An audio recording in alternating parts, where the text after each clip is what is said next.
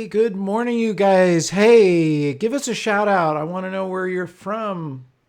We're going to have some fun again with our friend Bob Holmes in a minute. But first of all, first things first, you know me, but this is Mark Silver. I'm an author and photographer in Carmel, California. And I want to let you know that our episode today is brought to you by our good friends at Bay Photo Lab. Listen, you know that one of our messages on AYP is make sure you're getting prints made, you're making books, you're putting photography into the physical world where it belongs because it shouldn't just live on your computer or in your phone. So these guys at Bay Photo will help you do that. I love them. I've been working with them for years. They give quality service, excellent customer service, and you'll get a 25% discount when you sign up with them. Okay? Now, hey, our guest today, let's just bring this window up here. It's a good thing, the magic of editing, you guys. This will get edited out. Where are we? Okay, there he is. So we're going to talk about this in a minute with our good friend, and you can see him there, Bob Holmes. And Bob is a National Geographic photographer, 5-time Travel Photographer of the Year award, and an amazing teacher. Very funny. He looks just like Sean Connery, so don't confuse him, okay? Bob, welcome back to Thanks, AYP, Marc. and we're going to try not to confuse you with Sean Connery, although you are much better looking than he, I must Oh, say. yeah. I just want to get that straight for the record. So you're up in Portland. How is it up there? What's happening? You guys on some Uh, shoots? yeah, a bunch of shoots. Yesterday was glorious, beautiful, high fluffy clouds, sunshine, warm weather. Uh, and the problem with Portland is the weather changes daily. Yes. It's been good for a few days. Today it's overcast, low cloud, rain is imminent, but could be worse. Could be worse. Well, let's say hello to some folks here. We've got Sergey from India, the Blind Husky team. Wow, that's interesting. Hi, from Poland. And of course, Jared. Always good to hear from you, Jared, in Chicago. Leon, you're in Southern Maryland. I have family from Baltimore. Christian from Nevada. Hey. Kostas from Greece. I think you know Kostas, right, Bob? Okay, Uh, maybe not. Maybe. We have another Robert in Maryland, and it's sunny there. And Anka, hey, Anka, always good to hear from you. And Erica, I'm not sure where you're from, but hello. And hey, it's Rachel from Portland too. Bob, you got another Portlandite right there. So thank you guys for joining us. Keep telling us where you're from. Oh, here we go. Vancouver, Fred. And Benny, hola from Cozumel. I love Cozumel. I've had, taken the scooter ride around your incredible island. It's just such a great place. Okay, well, Bob, we're going to kind of pick up where we left off last time, which is looking at some of your images, discussing, what worked and what didn't work. So why don't we jump over to this one? I think we didn't discuss this one yet. So this is tell us what's going on and what worked and didn't work here. Um, the photograph was taken. Well, first of all, before we start, Mark, I should apologise for Andrea not being with us. Andrea Johnson was supposed to be joining us this morning, Right. but she came down with a really bad allergy attack yesterday when we were shooting up in Willamette Valley. We were doing a winery shoot, and there's so much pollen going around up there. She Yeah. feels dreadful, so she's coughing and sneezing, and is a mess. Wish her well. So We'll she give her the day off. you will give her the day off. And Yeah. the other thing I should mention um, is the National Geographic reference because it's quite pertinent. During the 1980s, my first geographic assignment was in 1980, and I worked pretty well. continually for several different geographic publications. National Geographic Children's Magazine, their special publications division, particularly, which produce books, calendars, all kinds of things. And also the National Geographic Traveler and National Geographic Adventure. But during the 90s, I had my first kid in 1990, and working for Geographic is a very committing job. Yeah. And it got to the stage when I was afraid to answer the phone at times because I was afraid it would be an assignment. And there was no way I wanted to be on the road for 3 to 4 months with young kids. Yeah. And I cut back dramatically. I still did a few geographic assignments for the other publications, of which there were many at the time, although sadly they're falling by the wayside. As I'm sure everyone knows, National Geographic Traveler is no longer being published in print. Adventure folded a few years ago, which is very sad. Yeah. Um, so the whole organization has changed dramatically from when I started working for them. But I think the significant thing about what I want to say is that it was very committing. And the hardest thing about being a travel photographer is being a travel photographer with a family. Um, and I segued into working for other magazines in the 90s. I did a lot of work for Departures magazine, and the longest assignments there were probably a month maximum, never more than a month. And even that was a little bit too long. And I was also working up for Islands magazine. I was working continually for Islands magazine for several years, 15 years or more. And those assignments were 2 to 3 weeks. They're as long as I wanted to make them. In those days, I was paid a flat fee for the story, set expense, and I could spend 3 days or 3 months doing the story, but That's I'd only amazing. get paid the same amount of money. So occasionally, if it's somewhere really interesting, I'd stretch it out a little bit, and that enabled me to generate a lot of stock photography, which in those days generated a good income. Now, of course, it's changed. Yeah. But anyway, that really is my background to geographic. And I'm a little bit uneasy saying that I'm a geographic photographer because that's no longer the case. I haven't been what would be called a geographic photographer for several years. Uh, but that is the reason why. We're going to give Anyway, it to you that's because you had such deep experience with Geographic. I'm going to say that you earned that badge for sure. yeah. And everyone that I worked with, I'm still in touch with pretty well. Those that are still alive. Yeah. Yeah. It's a dwindling group, but I'm still friends with a lot of people from Geographic. None of them work for Geographic anymore. Everyone has either left or been laid off. Uh, it's this is in a way it's a sad state of affairs, but anyway, It that's the is. way it is. Anyway, let's get back to the photographs. Yeah, let's bring this guy back up here. So tell us about this. It's amazing. I, And I sh- the light. what we're talking about exactly, Mark. What we're talking about this morning is light. We're continuing Yeah. from our last talk a couple of weeks ago, I guess, and it's all about light and how light is absolutely fundamental to good photography.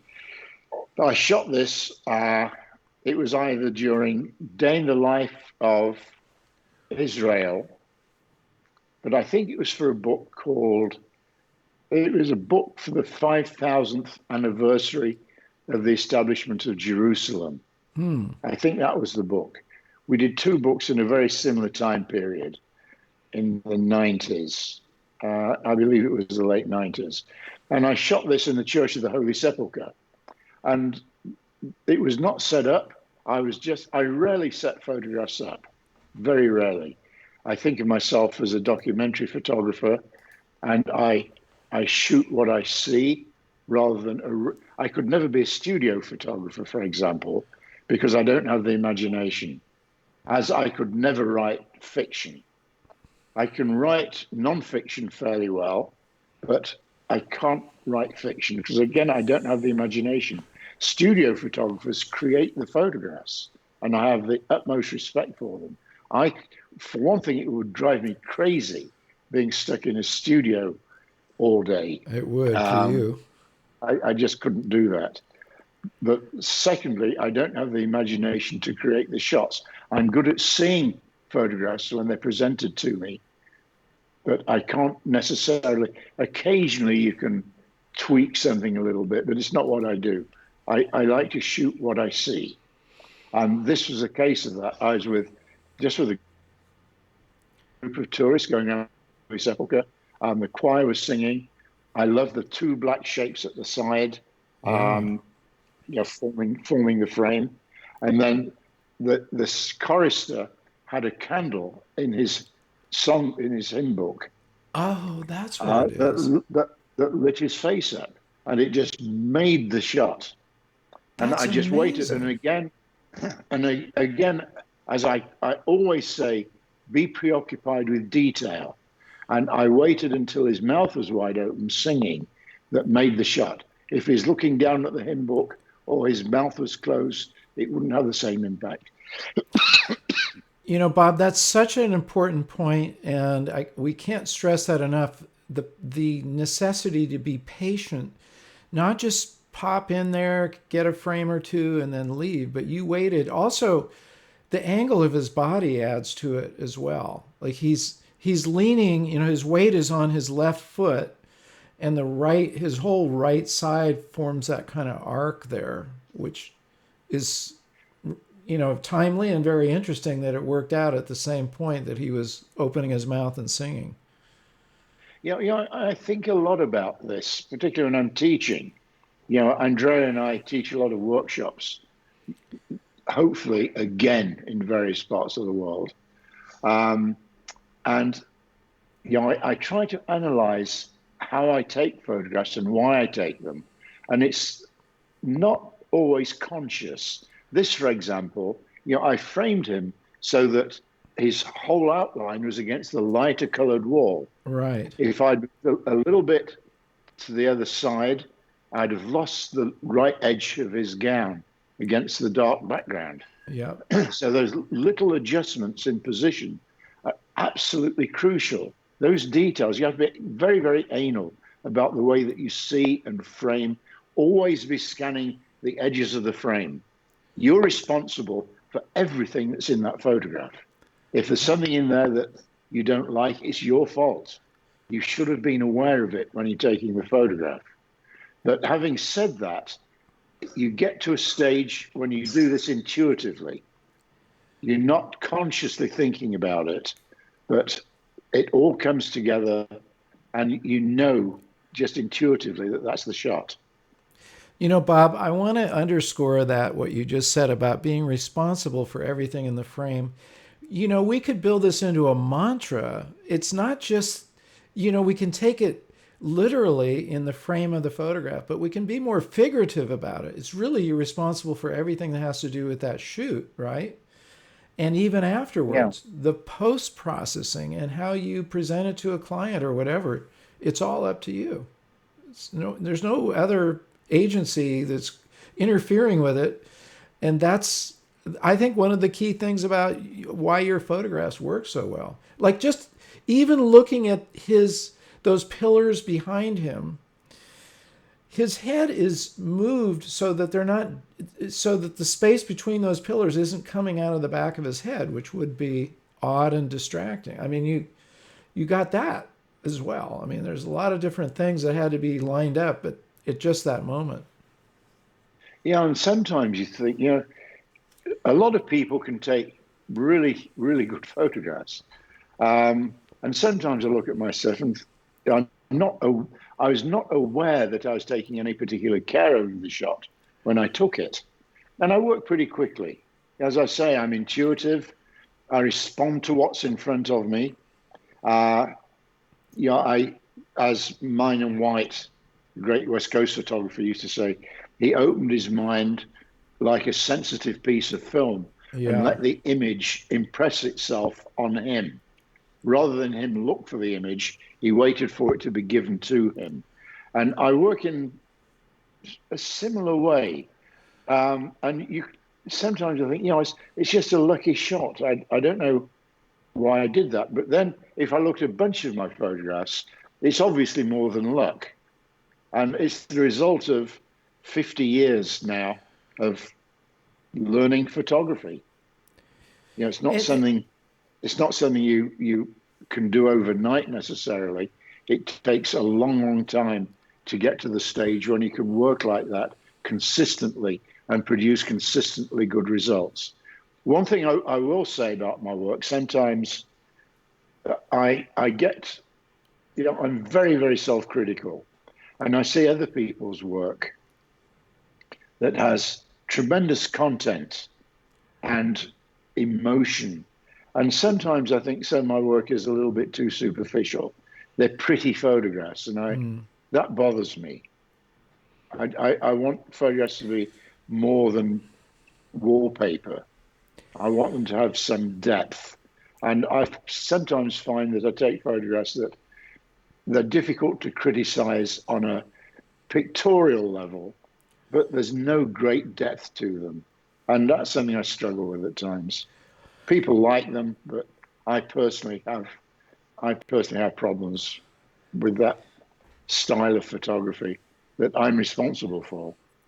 I hear you. I think that's actually a quality, though, that keeps you moving to the next level. And you're not self satisfied. I think we all, as artists, hit that point or should, because once you hit a plateau and you think you've made it, that's bad news. Should we have a look at the next one? This is the Yes. series. We have a series here, so let me know when you need me to move forward. Okay. Tell us This what's going on. this this is a great example. Inevitably I shoot a lot of people. I don't shoot portraits so much. Well, I do shoot portraits. I quite enjoy portrait photography up to a point. But I shoot a lot of people for travel stories. This was a geographic assignment, and I was photographing people in Hunza Valley in Pakistan. And Hunza is one of the places where there's supposed to be the secret to longevity, Oh, where yeah. people live to be in their hundreds. It's a complete myth. Um, this guy is probably 32. It's a complete myth that they live to be that old. They just don't have records of age, so no one really That's the knows. They secret. just very often they just look old. Bob, And this maybe guy you is and I should just perfect. lose our birth certificates and we could live to 100 that way. Oh, I've lost mine. Yeah, it crumbled into dust. It's so old. Uh, this guy had a classic face. He's a great guy. I really liked him. And he was sitting under an apricot tree. And apricot kernels, they get the nut out of an apricot and they grind them and eat the apricot fruit. And they claim that this is the reason that they live so long. Anyway, that's beside the point. He was Yeah. under this apricot tree, which accounts for the dappled light, Oh, yeah. which is not great. It's not ideal light, and there's no real light in his eyes. This is today you could rescue this in Lightroom Yeah, you could. and bring out the shadows. This is on Kodachrome, so there was no. It was beyond hope. So I moved him. I was sleeping in a tent in this village, an old army tent, which had sort of dirty white canvas sides. And the sun came through this canvas. And I thought, if I move this guy into the tent, it's going to be like a giant light box, and we're going to get really nice light on him. So, as you'll see in the next photograph, Oh, wow. the light changed dramatically. This was 6 feet away. Now, I just moved him into the tent. His Amazing. Look eyes at the light up. difference. The Yeah. light. The problem is, as soon as I moved him, he froze. Right. Suddenly he was very conscious of the fact I was taking a photograph of him, and he froze up. So I had to work with him for probably 10 minutes or more. So, I didn't speak his language, he didn't speak any English, but you can always make yourself understood Yeah. and respond to people and be non threatening, and play around. And eventually he opened up and I got the shot that worked. What an amazing difference. You have the catch lights, his face is so warm. That was just going into the tent. So you're inside this tent and the light is entering. Obviously he's facing towards the open flap of the tent, right? No, he's not. No, He's not at not. all. Well, why No, is it that so wouldn't have bright worked then? because then, had it been against the open flat, we'd have got potentially direct sunlight coming in. Right. This is through. This is lit. The light was coming through the wall of the tent. I see. Wow. This white canvas wall, and it's slightly dirty canvas, so it warmed it up a It little warmed bit. it up. But it's just, and the sunlight in Pakistan was so intense, it just came through the side of the tent and acted like a big silk. And if I'd been doing this as a portrait photographer, being paid $10,000 for a portrait, I'd have a crew of 10 people with me and a bunch of silks and other things being Scrims held, and scrims, yeah. reflectors. But you don't need it. You really don't need it. You can But wing it if you let's know what you're doing. you and I are pretty good at winging things, but this point, which is really important, and that is you looked. So you capture that first image, then you looked around and found the better place to move him. How Yeah, long do you think that process was? Minutes, seconds? From minutes, minutes. Okay, so you're minutes. immediately looking for a better location, which we can all Well, learn from. yeah. I saw him. I knew him because I'd seen him around. I spent 3 months in this village, based in this village. 4 months, almost 4 months. So I knew him fairly well. He wasn't a stranger, but I'd never photographed him before. Uh, and I saw, and I thought, I should really take a portrait of him because he has got a classic face Yeah. and great orthodontics. Oh, absolutely. So, yeah, By so British standards, especially. yes, I'll keep my mouth. No offense there Um, to a Brit. that's true. It's true. We don't spend a lot of money on orthodontics in England. Um, so I knew him and I said, well, I'll get him to sit down under this tree. It obviously didn't work. Yeah. And then, within minutes, I thought, well, the tent would probably work because I could see through the flap of my tent. The first shot was right outside of my tent. It was under this apricot tree, or very close to the apricot tree. So I could see into the tent and see it being lit up. Yeah. And so I just moved him in there and then worked with him to get him to relax to get this photograph. And there's So, another the so example.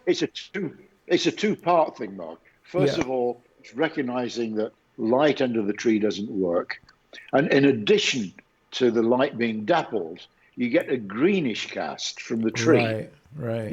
Light, reflected light picks up the colors of whatever it's being reflected from. So there's a very cold It's greenish a. cast. You're right.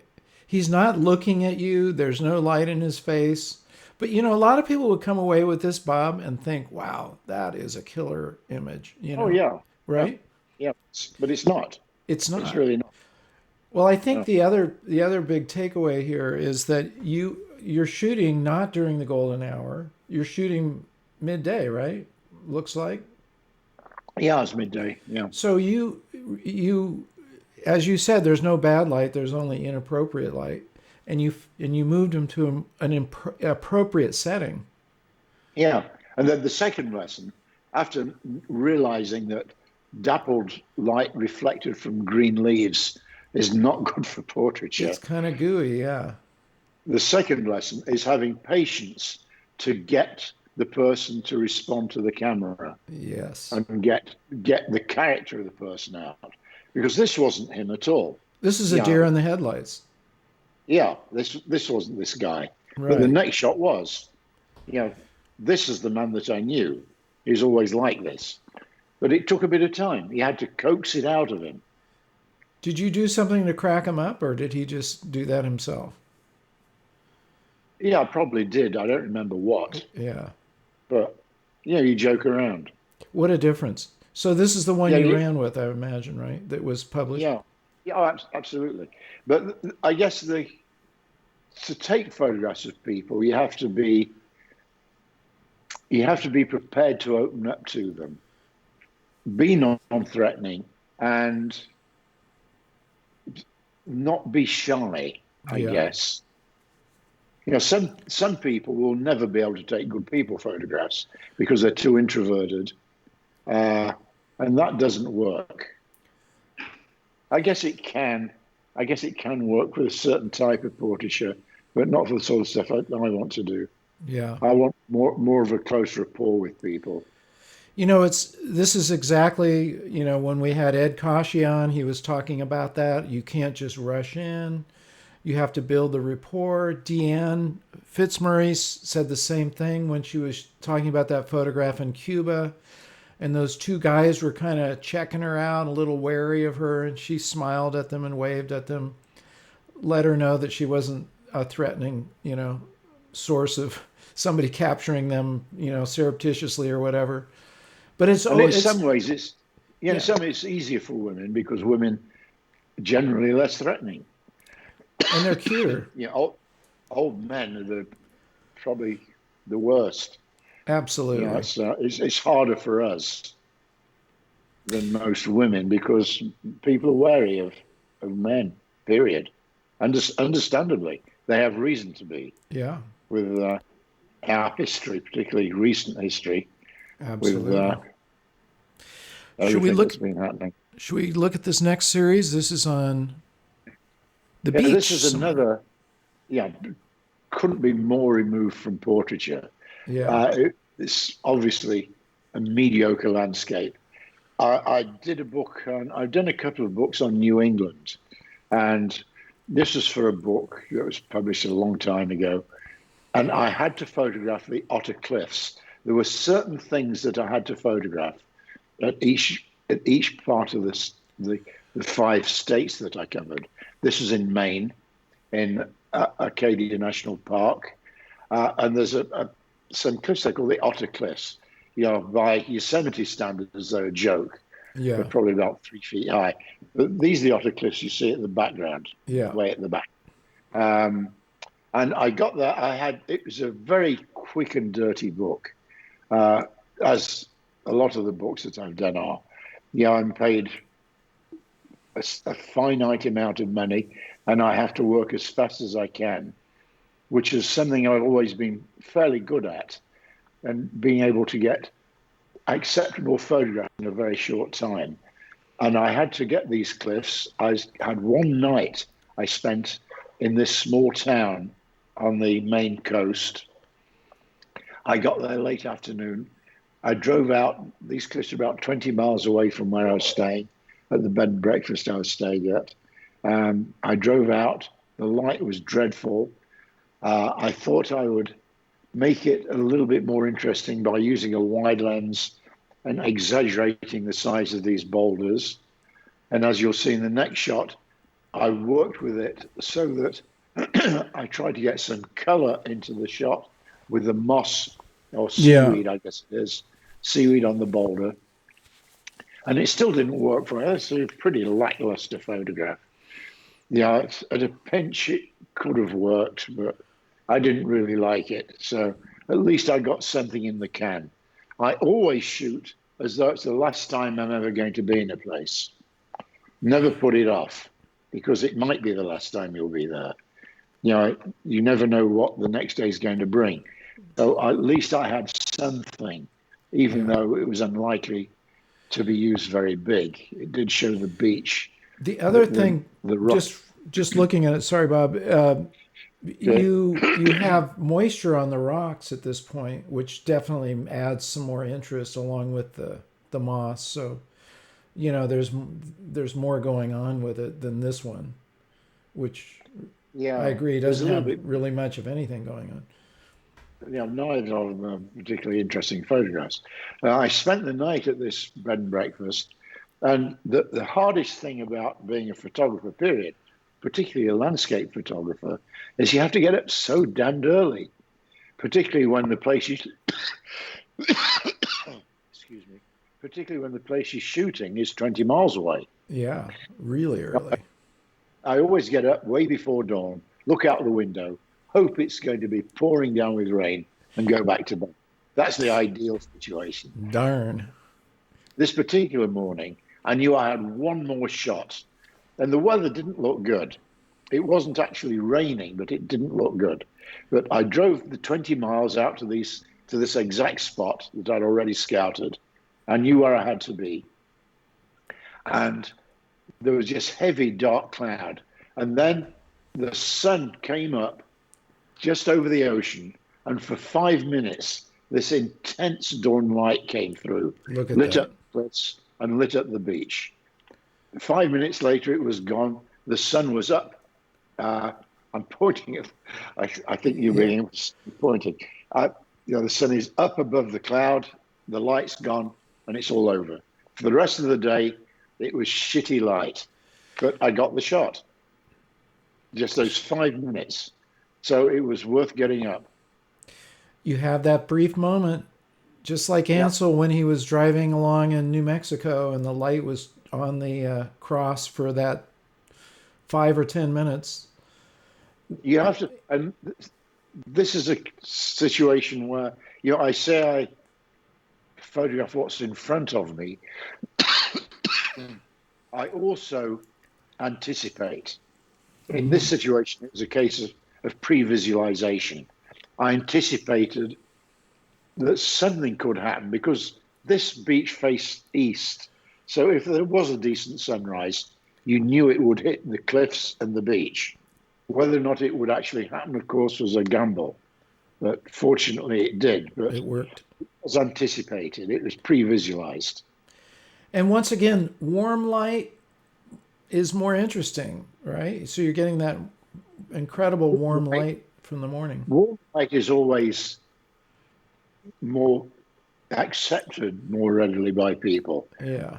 It's more, what's the word I'm groping for? It's more appealing. Yeah. Warm light is more appealing. And that's why we love the golden hour. And so you were right there at sunrise. This is just that moment of sunrise, and then it's gone because it's all you can see all the clouds. That Amazing. light, we all love that light. All landscapes photographers love that light when it's very stormy, but the sun breaks through the cloud just very briefly and lights up the land, and it always looks great, always looks fabulous. Yeah. I was in Patagonia. Andrea and I were in Patagonia just before COVID. In fact, we were almost stuck down there I um, remember. in mid-March. And the light there were occasions there where we got up several mornings to go out before dawn and wait for the light. And it's just the most incredible, incredible light imaginable. It's And amazing. and then it was gone. Again, it was, a 15-minute wonder, but it's worth it. It's So we worth have it. this next series. Should we have a look in San Francisco here? Yeah, but it's another example of uh, patience and to some extent pre-visualization. Anyone that's been to San Francisco as a tourist will almost certainly have gone to see the Victorian houses Yeah. at Alamo Square. It's a cliche landmark of San Francisco. You see the row of Victorian houses with the city behind. They're always, Transamerica Pyramid behind it. yeah, in the old days, there'd be buses lined up full of tourists. Not so many now, Yeah. sadly. Uh, Actually, now would be a great time to go, I guess. No tourists at all. Um, but you'd be busloads of tourists lined up, and they'd take this photograph, get back into the bus, go back to the hotel for dinner. If they'd waited another half an hour, they'd have got this next shot. Let me get that for you. Oh yeah. The lights start to come on. There's better balance between the afterglow on the city and the Victorian houses, and the balance is completely different. and it's so much better as a photograph. There's just no comparison. The first photograph was so ordinary. Yeah. I'd normally thrown it away. Uh, it's just it's just nothing. You're right. There's nothing going on here. But But the next a shot, lot of people would probably be happy with that. Wow, I oh went to yeah, San Francisco. it's what all these tourists that were standing in Alamo Square taking this will go home thinking they got a decent photograph of the Victorians. But if they'd waited, just waited and delayed dinner a little bit, and that's one of the things in our workshops. One of the things that we always plan is not to have light ruined by meals. Right. We plan eating around light, so that we can take advantage of all the best things that happen. You will have late breakfasts or late, but almost always late dinners, not early dinners. Uh, Occasionally, I guess, but the lights start to come on in the buildings, which adds some interest. And then if they'd waited yet half an hour more, they'd have got this, the next one. Wow. Now we're talking. Yeah, and All the different kinds of light, too. it's patience, just patience.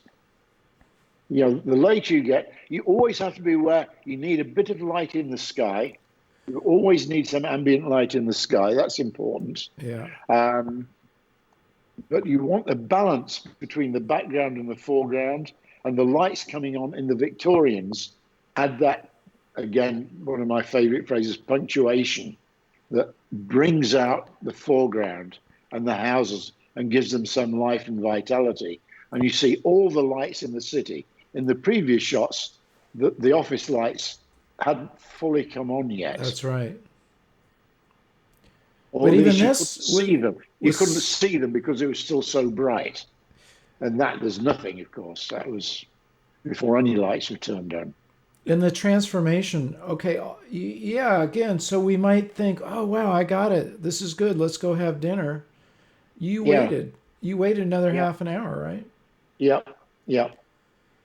Well, I don't remember the exact time, but you just wait. You Some wait until period of it's time. right. You wait until it's right. And And we get to, the beauty of digital photography is that now you can see immediately what you've got. You don't need to wait until the film is back from the processor. that's right. Jared asked that question, which is in the days of shooting film, how did you realize that you had that moment From without being able what to I look in the spoke back of the about camera? last time, by testing and knowing your film and Yeah, knowing how it's going to react to certain lighting conditions. Practice, practice, practice. It's exactly. yes, it's easier with digital, but it's still the same principle. You have to know how your sensor is going to react. Although the sad thing about digital is you can always tweak it later. And that to me is a cop out. You know, as Yeah. an old time film photographer, that is such a cop out.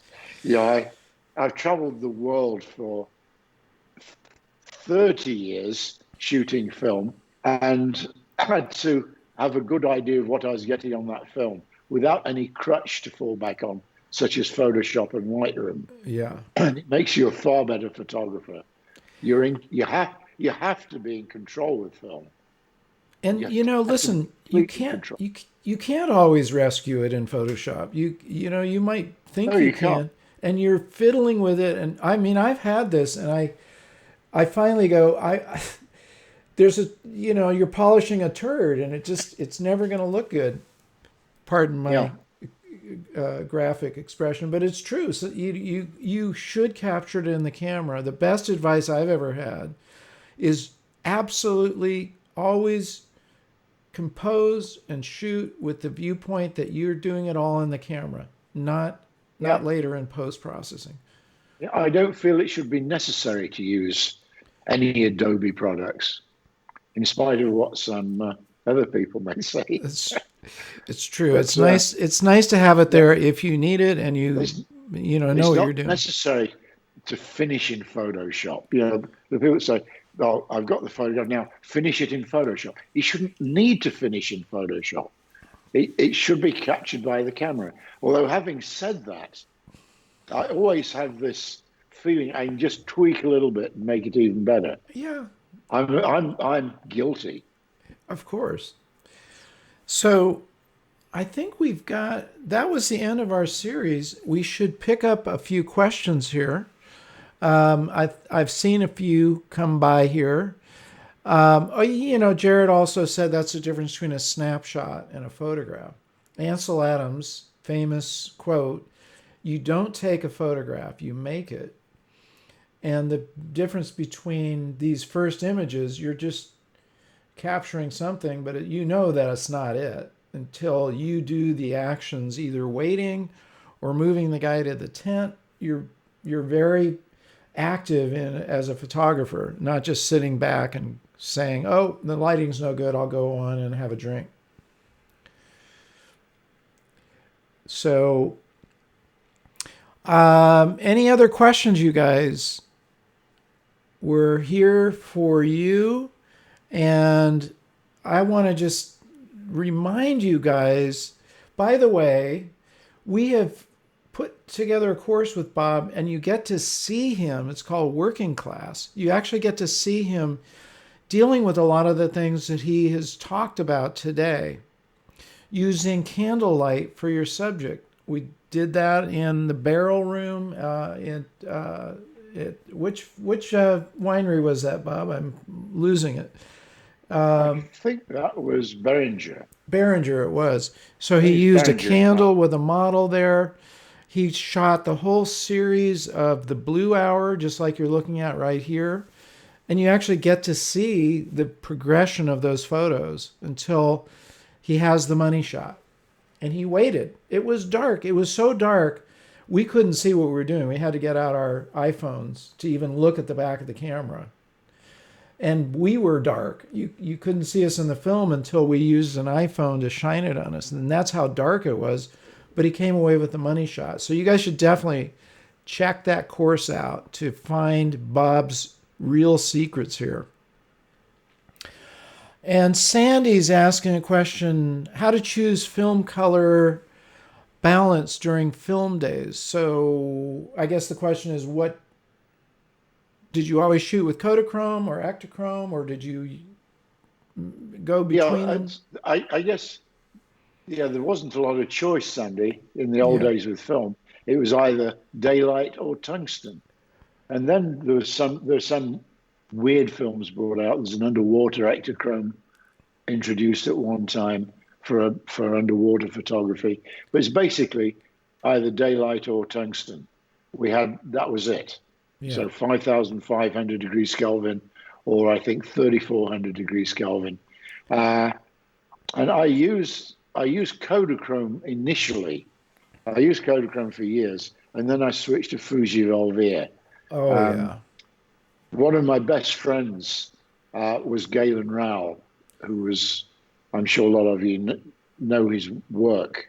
Uh, Galen really turned me on to Volvire.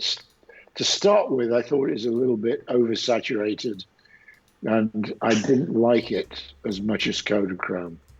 But eventually, I was weaned off Kodachrome and started shooting Volvire, and a bunch of us did. Franz Lanting, Galen. There were a group of us in the Bay Area that were all very close friends, and we shared information and criticized each other's photographs. And the consensus was that Volvire, the 50 ISO Volvire, was the way to go. Yeah. And there are digital, uh, quote, films that have, done a pretty good job at replicating that. And I've tested them Apparently, out. They give you I've never that used warm. them. Have you used those, I Bob? don't really. No, I don't really see the point. Yeah. You're trying to emulate something. Yeah. But yes. Well, I think we have really covered a lot of ground here, Bob. Let's highlight the big takeaways. I believe are: you are responsible for everything in the frame, everything. And if you don't like the way the frame looks, then do something about it, right? And and that really covers the whole gamut as a photographer. Um, you were even responsible for it by not picking up the phone when it might be a National Geographic call taking you away from your family. I mean, that's you were kind of editing right there.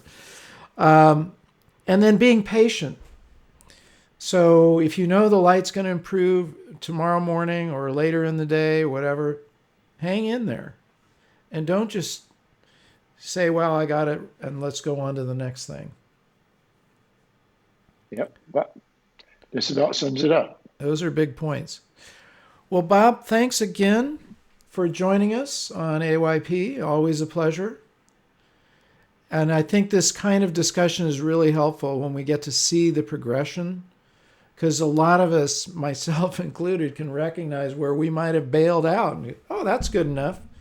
I did it. And we all do. Yeah, we Yeah. all bail out. I bail out as much as anyone. In fact, the older I get, the sooner I bail, because there's some long days, and I just don't have the stamina to do what I used to do. I used to be able to work 16, 17-hour days, particularly in the summer. I remember one assignment I did. It happened to be for Corbis, which was indirectly for Bill Gates. That's right. I He got owns Corvus, right? a month. Well, he sold it, and Did he? it's now no longer. But I got a month assignment to shoot Paris, and the assignment was in June. And in June in Paris, the sun comes up at 4 a.m, and it's dark at midnight. And Wow. those days were That's a horrific. burnout. I remember shooting Notre Dame one night at 11 at night, when to get this balance of light between the floodlights on Notre Dame and a little bit of ambient light in the sky still. And it was 11 o'clock at night that happened.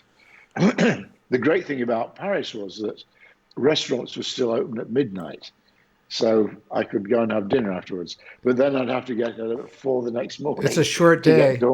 get dawn shots. A And short that was day a from a killer. Paris dinner to waking up at 4 a.m. That's pretty tricky. Yeah, that's one of the hardest shoots I've done, and it was open ended. I could shoot anything I wanted. I had a totally free hand, which sounds like a dream, but because it's for Bill Gates, there was tremendous responsibility, Sure. and I felt I couldn't screw up. I had to produce every day. I had to produce, and that was tough. I can't say I didn't enjoy it, but it was not easy. Anyway, I hope some of our viewers may be interested in taking workshops. Andre and I have a workshop. I don't know. I hesitate to call it a company because we do it on a very small scale. But every year we do 2 or 3 workshops to places that interest us. This year we're going to Oaxaca in November, if everything is okay by then, and Cuba just before Christmas. Hey, Jared, let's stick those links in there. Bob, tell us the URL again to get on those It's workshops. Lumaria, Lumaria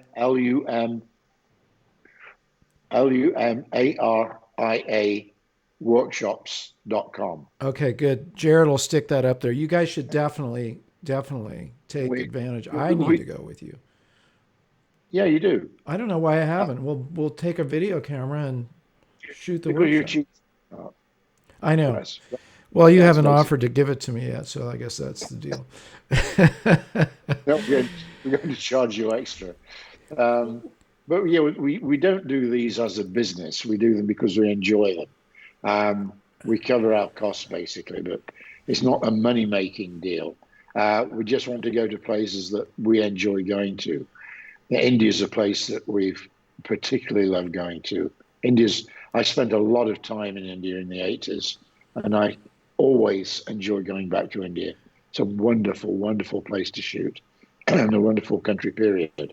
Um, it's in a very sad state at the moment, but I hope, as most of the world is, but as soon as things get back on their feet, um, I hope we'll be getting back to some of these places. Anyway, Bob, thank you all for listening. thanks for joining us again. And take care. We'll see you again really soon. And you guys take a lot of vitamin C and drink a lot of water. Take care of your health. Thanks a lot. See you again soon. Thank you. Wow, you guys. Hey, once again, how much knowledge are you getting exposed to here? I mean, think of the depth of experience. How long did it take Bob to work out those points that to us seem like, wow, I mean, they're mind blowing, but nonetheless, you get to go out and just start using them right away. And I think one of the key things, we can't say this enough, is being patient. You know, this idea of snap, snap, snap doesn't work. That's not that's not really being an artist. That's just being a recording device, a robot. We have to get out of that and really be responsible for everything in the frame. And you can carry that in your entire life.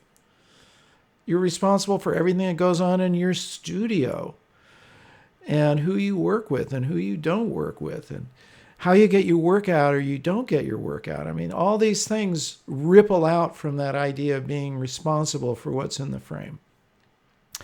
Okay, well, listen, it's been a really great week here at AYP. It's been fantastic.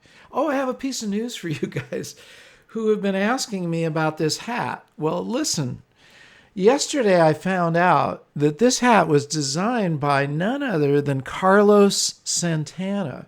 Speaking of San Francisco, he had one of the most iconic Latin salsa, I guess is the genre, rock band called Santana in the 50s, or not the 50s, the 60s and the 70s. I saw him live many times and he's still going strong. But Carlos designed this hat, and I found yesterday the distributor for it, so I signed up with them so we can start selling them to you guys. As soon as I have them ready, I'll let you know, because people have been asking about this hat.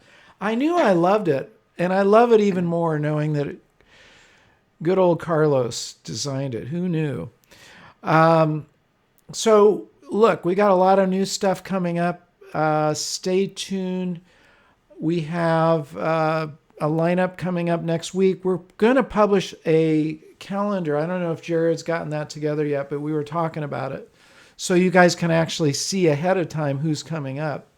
In fact, Jared, would you let them know who's coming up on Tuesday? It's Pi, who happens to be one of the founders of SLR Lounge, a pretty big blog. He's also a fantastic photographer. We're going to get kind of an inside look at what he does too. Tune in there. You'll see these videos coming up as edited versions soon, so they're shortened down to maybe 10 minutes or so. We're also going to release these all as blogs and audio podcasts, so you can listen to them again, because there's so much information here. You should listen to them, watch them, read about them, and really soak it in and put it to use, which is the most important thing. Okay, well, listen, if you guys aren't part of the AYP Club, please join it, because that's where this conversation continues as we move along out of the YouTube world. We keep it alive on AYP. Jared will put the link up there. Tell your friends, okay? Bring your friends on board.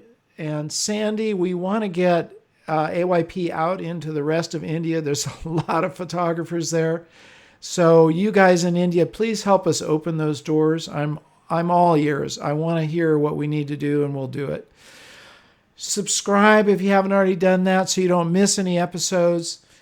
Leave your comments. We love to hear from you guys.